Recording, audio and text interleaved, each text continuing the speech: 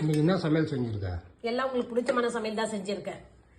அவ்வளோ இதுவா சொல்றேன். ஆமா, இன்னைக்கு வெனஸ்டே, என்ன புதன்கிழமை ஏதாவது வாங்கிட்டு தானே வந்து தருவீங்க. எதுவுமே கேட்காம நீங்க பாட்டு அப்படியே வேலையை கிளம்பி போயிட்டீங்க. அதனால வீட்டுல என்ன இருக்கோ அதை வச்சு செஞ்சிருக்கேன். வாங்க என்னன்னு பாத்துலாம். சரி. சுட சுட சாதம். சாதத்துக்கு பாத்தீங்கன்னா இன்னைக்கு மிளகா கிள்ளி போட்டு சாம்பார் தான்பா பண்ணியிருக்கேன். அப்பாவுக்கு சாம்பார்னா ரொம்ப பிடிக்கும் இல்லையா, அவருக்கு கேட்ட மாதிரியே மிளகா கிள்ளி போட்டு சாம்பார் வச்சாச்சு. முட்டையை வந்து 2ஆ கட் பண்ணி மசாலா போட்டு வறுத்து வச்சிருக்கேன். எப்பவுமே ஊறுகாய் எடுத்து வச்சிருக்கேன், நெய் எடுத்து வச்சிருக்கேன் சாம்பார்ன்றதுனால. இன்னைக்கு வெனஸ்டே அதுவும் ஏதாவது வாங்கிட்டு வந்து கொடுப்பாருன்னு பார்த்தா மீன் கறின்னு எதுவுமே இல்லப்பா.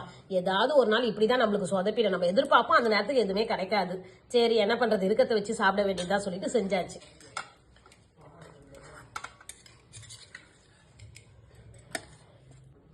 இந்தாங்க சாப்பாடு போட்டு வச்சிருக்கேன்.